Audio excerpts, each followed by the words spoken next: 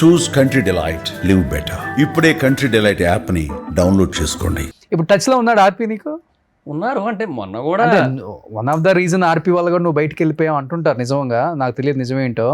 ఆర్పి touch లో ఉన్నాడా? ఉన్నారు. నేను వైజాగ్ లో నెల్లూరు పెద్దారెడ్డి ఓపెనింగ్ కి పిలిచారు, వెళ్ళాను. అప్పుడు ఉన్నా, కాంటాక్ట్ లో ఉన్నా. దాన్నే ఉంది. మణికొండలో కూడా అందరూ వచ్చారు. అంటే అందరు తిట్టించుకొని కూడా వచ్చారు మళ్ళీ. అంటే అదే అన్న, ఎండ్ ఆఫ్ ది డే అదే ఇంటర్నల్ బాండింగ్స్ వేరే ఉంటాయి కదా. మళ్ళీ అప్పుడు ఏమైనా ఐడియాలజికల్ డిఫరెన్సెస్ వేరే ఉండొచ్చేమో కానీ పర్సనల్ బాండింగ్స్ వేరు కదా. ఏది కాల్ చేయి ఒకసారి ఆర్పికి. ఇప్పుడా ఎదుగుదరలేదు, ఎత్తుతాడు లేడు అంటే అలా కాదు. ఆయన బేసిక్ గా ఏదో ఒక వర్క్ లో ఉంటారు కదా. నువ్వు మంచి రైటరు కదా మహి. ఇప్పుడు నువ్వు చేసినా చేయకపోయినా నీ సజెషన్స్ తీసుకోవడానికి కాల్ చేసే వాళ్ళు ఎవరు లేరా టీమ్ లీడర్స్? ఈ పంచుల మీద కానీ లేకపోతే లైన్స్ మీద? నాకు ఎవరైనా దేనికైనా ఫోన్ చేస్తారంటే ఫర్ ద పర్పస్ ఆఫ్ ఏదైనా వాళ్ళది ఏదైనా మూవీ ఏదైనా చేసింది రిలీజ్ అయితే దాన్ని ఇట్లా సుధీర్ కాల్ చేస్తుంటాడా? సుధీర్ అన్న ఎప్పుడు చేయరు, బట్ కలిసినప్పుడు చాలా బాగా. సుధీర్ ఫోన్లు కూడా ఎత్తాడంటుంటారు, నిజమేనా? ఎత్తరా? ఎందువల్ల ఏమో, చాలా రిజర్వ్డ్ ఏమో. మామూలుగా అయితే పొలిటీషియన్స్ ఎత్తరు, ఆయన చాలా రిజర్వ్డ్. మా దగ్గర కూడా అంతే, క్యారవాన్ లో ఉంటారు, బయటికి రారు ఎక్కువ. అలా స్కిట్కి వస్తారు మళ్ళీ వెళ్ళిపోతారు అంతే. చాలా రిజర్వ్డ్ ఉంటారు ఫస్ట్ నుంచి కూడా. ఫస్ట్ నుంచి అంతే. అంతెందుకు, నేను మానేసిన తర్వాత అది చెప్పాను కదన్న, ఫస్ట్ ఒక 1 year తర్వాత ఎక్స్ట్రాకి మళ్ళీ వెళ్ళానని చెప్పి వెళ్ళిన తర్వాత సుధీర్ అన్న క్యారవాన్లోకి వెళ్ళాను. సుధీర్ అన్న, రామప్రసాద్ అన్న, సీన్ అన్న ఉన్నారు అక్కడ. రారా అని చెప్పి కూర్చోమన్నారు. సుధీర్ అన్న బాగున్నావారా, ఏం చేస్తున్నావు, ఏ టీం రా ఇప్పుడు? అప్పుడు ఎప్పుడో చూసాను టీం లీడర్గా, మళ్ళీ ఇప్పుడు ఏం చేస్తున్నావు ఇంతకీ అన్నాడు. అన్న నేను మానేసి 1 year అయిందన్న అన్నాను. మానేసావు? ఎప్పుడు మానేసావు నువ్వు, ఎందుకు మానేసావు అది ఇదని అంటే రామప్రసాద్ చెప్తున్నాడు, చాలా నాళ్ళు అయింది మానేసి, అదేవో చాలా రీజన్స్ ఉన్నాయి, ఇప్పుడు అయినా ఎందుకులే కానీ మానేశాడు అని చెప్పి అప్పుడు చెప్తున్నారు. అంటే ఆయన అంత అప్డేట్లో ఉండరు, కాంటాక్ట్లో ఉండరు అంతే. ఎవరికి కాంటాక్ట్లో ఉంటాడు ఎక్కువ మరి? సీన్ అన్నకి, ఆది అన్నకి, నాగబాబు. ఈ ఫంక్షన్స్ కూడా బయటకి ఎక్కువ రాడు, చాలా రేర్. మమ్మీ డాడీ వస్తుంటారు అన్నిటికీ అంతే, చాలా రేర్. నాకు మొన్న పెద్దంతల టెంపుల్లో జరిగిన దానికి మట్టుకు జస్ట్ వచ్చి ఒక 15 minutes అలా ఉండి వెళ్ళిపోయారు. అంటే మామూలుగా అయితే పెద్ద పెద్ద హీరోలు తొందరగా రారు, అంటే జనంలోకి రాకూడదు, ఇట్లాంటివి ఏమైనా ఉంటాయా? అది స్టార్టింగ్ స్టేజ్ నుంచి అంతేగా అన్న. అట్లాంటివి ఏమన్నా అలా ఏమో, ఫ్యాన్స్ కలవకూడదు, లేకపోతే ఫ్యాన్స్ మధ్యలోకి రాకూడదు, అందరికి కనిపిస్తే స్టార్డమ్ తగ్గుతుంది, అది మెయింటైన్ చేయాలి. మిగతా హీరోలు మెయింటైన్ చేస్తుంటారు, అల్లు అర్జున్, ప్రభాస్, ఇట్లాంటి వాళ్ళు మెయింటైన్ చేసినట్టు మనం కూడా మెయింటైన్ చేయాలి, ఇలాంటిది ఏమైనా ఫీల్ అవుతుంటాడా? ఏమో అలా ఎప్పుడు నాకు అనిపించలేదు. సుధీర్ ఎప్పుడు అలా అనుకోరని అనుకుంటున్నాను నేను.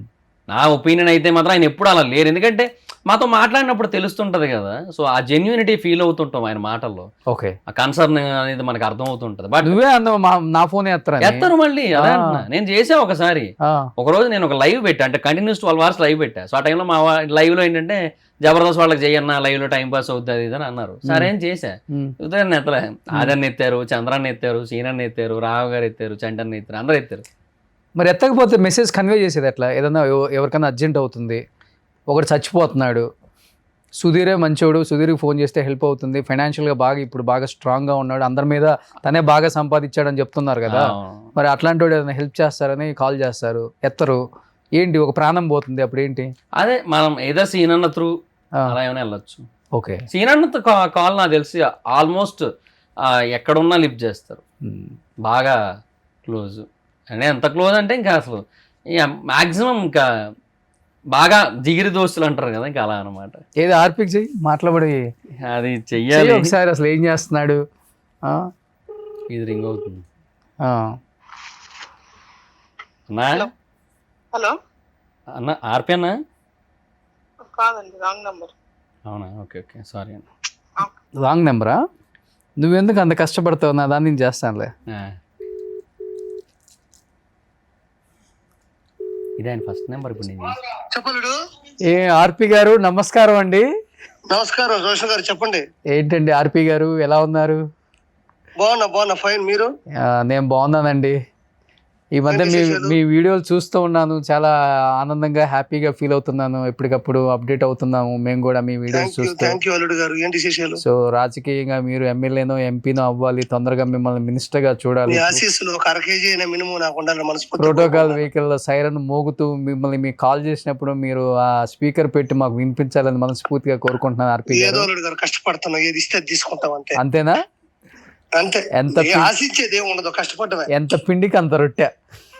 అంతే అంతే, మన చేతుల్లో ఏం లేదు, మనం కష్టపడ్డ వరకే మన బాధ్యత. సో మీ అభిమాని ఒక అతను వచ్చారు మా ఛానల్ కి, ఇవ్వండి. మీకు వీర విధేయుడు అభిమాని, మీరంటే ఏ పార్ట్ అయినా కోసేసుకుంటారు అనమాట బాడీలో. ఇప్పుడే లైవ్ లో ఉన్నారా? అవును, ఇవ్వండి. మాట్లాడండి ఒకసారి. అన్న హాయ్ అన్న. ఎరా మహిళర్ అన్న బాగున్నారా అన్న? 120 ఎపిసోడ్ల బంధం బానే ఉంది.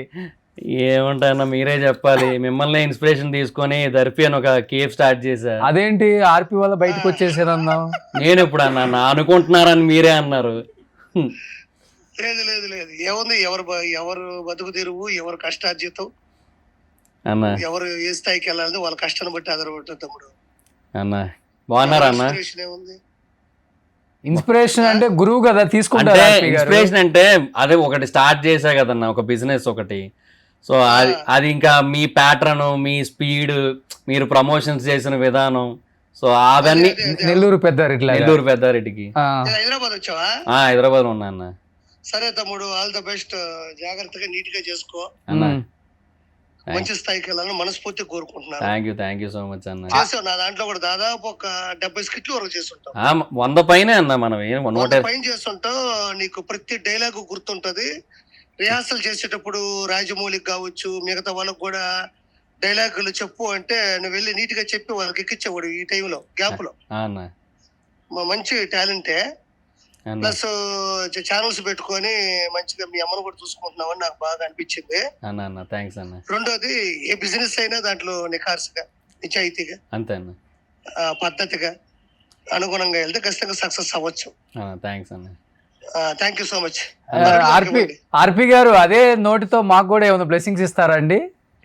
మీకేముంది గారు, మీరు కష్టపడ్డారు, మీరు సొమటివ్లో ఒక మంచి స్థాయిలో ఉన్నారు. ఈ రోజు పెద్ద పెద్ద ఇంటర్వ్యూలు అంతా మీరే చేస్తున్నారు. ఏముంది అందులో? ఈ రోజు పెద్ద పెద్ద స్టార్లని ఇంటర్వ్యూ చేసే స్థాయికి వెళ్ళామంటే అది ఆషామాషి కాదుగా. ఏదో అన్న మీ బ్లెస్సింగ్స్. ఎంత డెడికేషన్, ఎంత డిసిప్లిన్, అది లైఫ్ మీద ఎంత ఫోకస్ ఉండాలి, లైఫ్ మీద, అది మామూలు విషయం కాదు కదా అల్లుడు గారు. అది చెప్తున్నాను, ఆర్పి బయటకు వచ్చినప్పుడు బాంబు వేల్చారని అందరూ అనుకుంటారు, కానీ ఉన్న నిజాలను చెప్పాడు నిర్మోహమాటంగా. అవును, దాంట్లో కొంతవరకు ఈ రోజు మహిధర్ కూడా మాట్లాడగలిగాడు. అవునవునవును, అందరూ ఉన్నారు వాళ్ళు. అంటే ఎందుకంటే తనకు కూడా చాలా పెయిన్ తో బయటకు వచ్చానని ఈ రోజే చెప్పాడు, నాకు తెలియదు. అవునవును, అయి ఉండొచ్చు. అన్న పోయిన తర్వాత చాలా అందరూ వచ్చేసారు. బట్ ఆడేదో యూట్యూబ్ ఛానల్స్ పెట్టుకొని దాని తర్వాత ఏదో దర్శి ఏదో పెడుతున్నట్టున్నాడు విశాఖపట్నంలో. ఎవరు సొత్తు కాదు, ఎవరి టాలెంట్ వాళ్ళది, ఎవరి బిజినెస్ వాళ్ళవి, అంతే. ఎవరు ఏదైనా సాధించవచ్చు అల్లుడు గారు. అంతే అంతే. ఇప్పుడు ఏంటి, ఏదన్నా నామినేటెడ్ పోస్ట్ కోసం ఎక్స్పెక్ట్ చేస్తున్నారా? అల్లుడు గారు, నేను ఇంత ముందు కూడా మీకు ఒక మాట చెప్పాను. నాకు ఒకటే ఒక మాట, నాకు చంద్రబాబు నాయుడు గారి విజన్ అన్నా, లోకేష్ గారి కష్టం అన్నా నాకు విపరీతమైన ఇష్టం. నేను ఆ రోజుల్లో కూడా చెప్పాను. ఈ మధ్య ఫ్రీక్వెంట్ గా కలుస్తున్నారు అనుకుంటా బాబు గారిని. కలిశాను, అపాయింట్మెంట్ తీసుకొని. క్యాబినెట్ మినిస్టర్స్ కూడా అన్నిసార్లు కలవరు, ఆర్పి గారు కలుస్తున్నారు ఇప్పుడు. అలా ఏం లేదు అల్లుడు గారు, నేను మామూలుగా అపాయింట్మెంట్ తీసుకున్నాను. అది దొరికినప్పుడే కదా వెళ్ళగలుగుతాం మనం. వెళ్ళినప్పుడు ఎలాంటి టాపిక్స్ డిస్కస్ చేస్తున్నారా ఆయనతో? ఆయన ఎలాంటి టాపిక్స్ డిస్కస్ చేస్తున్నారా? అయ్యే ఉండవు అల్లుడు గారు, ఇచ్చేది చాలా తక్కువ సమయం ఉంటది. కనబడి మామూలుగా మాట్లాడి, మామూలుగా అంటే ఏముంటాయి, నేను ఏమైనా పెద్ద పండితుడినా లేకపోతే పెద్ద పొలిటీషియన్, జస్ట్ అలా కలిసి ఒక ఈ మధ్య మంచిగా. అవునవునవును అల్లుడు గారు, ఈ మధ్య మీ శత్రువుల్ని ఎప్పటికప్పుడు దాడి చేస్తూ మీ ప్రత్యర్థుల మీద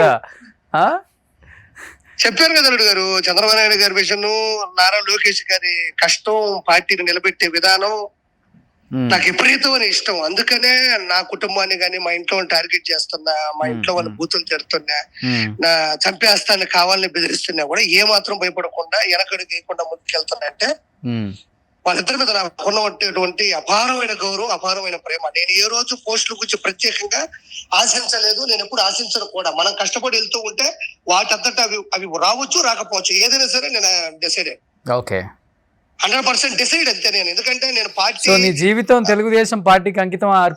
అంతే అంతే. దాని తర్వాతే కమిడియన్ అయినా, నెల్లూరు పెద్దారెడ్డి అయినా, లేకపోతే ఏదైనా ఫస్ట్ నెంబర్ 1 స్థాయి నేను నారా లోకేష్ గారితో, చంద్రబాబు నాయుడు గారితో అంటి పెట్టుకొని వాళ్ళ కోసం నేను ఏదైనా చేస్తాను. Super super super.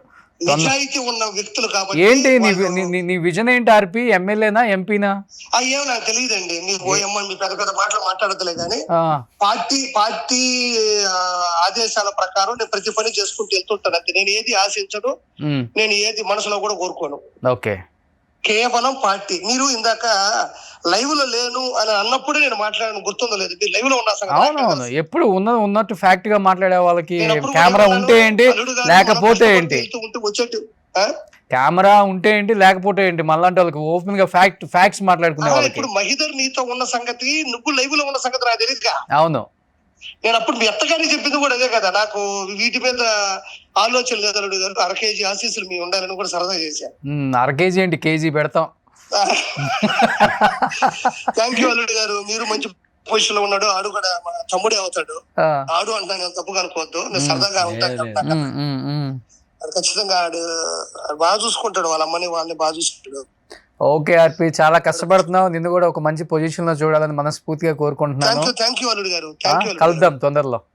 ఓకే అల్లుడు. థ్యాంక్ యూ అల్లుడు. ఓకే ఓకే అల్లుడు. చూసావా, మీ 120 స్కిట్లు చేసినా గానీ ఆయన కొత్త నెంబర్ మీ దగ్గర లేదు, నా దాంట్లో ఉందంటే అంటే ఇప్పుడు కొంచెం వాడు ఏ కొత్త నెంబర్ తీసుకున్నా నాకు ఒక హాయ్ అని మెసేజ్ పెడతాడు. Okay okay. అంటే ఇప్పుడు కొంచెం పొలిటికల్ గా కొంచెం అట్లా అయింది కాబట్టి అనిపిస్తుంటదా పొలిటికల్ గా ఆర్పి అన్న మరీ స్టాండ్ ఎక్కువ తీసుకొని? అంటే ఏమో, బట్ అంటే అందరి విషయంలో ఏమో, బట్ ఒక్క రోజా గారి విషయంలో ఏమో కొంచెం నార్మల్ గా ఉండొచ్చేమో అనిపిస్తుంది అంతే, ఒక్క దగ్గర అంతే. ఎందుకంటే ఆమె తన మంచి కోరుకున్న వ్యక్తి. మాకంటే మా జబర్దస్త్ లో మాకు ఆర్పి అన్నకు బాగా సపోర్ట్ ఇచ్చారు. ఎవరు? రోజా గారు. రోజా గారు కొంచెం అంటే support in the sense skits లోనే, అదే స్కిట్స్ కి కొంచెం ఎక్కువ ఇంటరాక్ట్ అవుతూ ఫన్ ఆవిడ సైడ్ నుంచి కూడా ఇంకా జనరేట్ చేస్తూ, సో స్కిట్ బాగా హైలైట్ అవ్వడానికి ఆవిడ కొంచెం హెల్ప్ చేసేవారు. ఓకే, ఎక్కువ ఇంటరాక్ట్ అయ్యేవారు. ఆర్పి అన్న స్కిట్ అంటే బాగా ఎగ్జైట్ అయ్యేవారు, ఓకే, ఎందుకంటే బాగా నవ్విస్తాడని ఒక ఫీలింగ్ తో. ఓకే, అట్లా ఉండేది. సో తర్వాత ఓపెనింగ్ కి కూడా వచ్చారు. ఇట్లా కొన్ని ఉన్నాయి కదా, అట్లా ఒక్క విషయంలో అనిపిస్తుంది. సో ఆమెనే టార్గెట్ చేశాడు ఈ రోజు. అంతే, అంటే టార్గెట్ ఇన్ ద సెన్స్ అది ఎలాగో పొలిటికల్ గా తప్పదు. పొలిటికల్ గా ఇంకా మనం 100 అస్త్రాలు వదిలామంటే అది అన్ని వైపులా వెళ్తాయి, అందరి మీదకి వెళ్తాయి, అది వేరు. కానీ ఏమో ఆ అస్త్రాన్ని కొంచెం సాఫ్ట్ గా వదిలింటే బాగున్నాయేమో అనిపిస్తుంది. చాలా మందికి అదే అనిపిస్తుంది. సో తను కూడా తన స్టాండ్ తప్పదు కొన్ని విషయాల్లో కాబట్టి వెళ్తున్నాడేమో, కానీ అంతే. నేను కూడా మరీ అంత ఇది అనుకోలేదు. చూద్దాం ఎలా ఉంటుందో. సుమన్ టీవీలో మీ పర్సనల్ అండ్ బిజినెస్ ప్రమోషన్స్ కోసం కింది నెంబర్కి కాంటాక్ట్ చేయండి.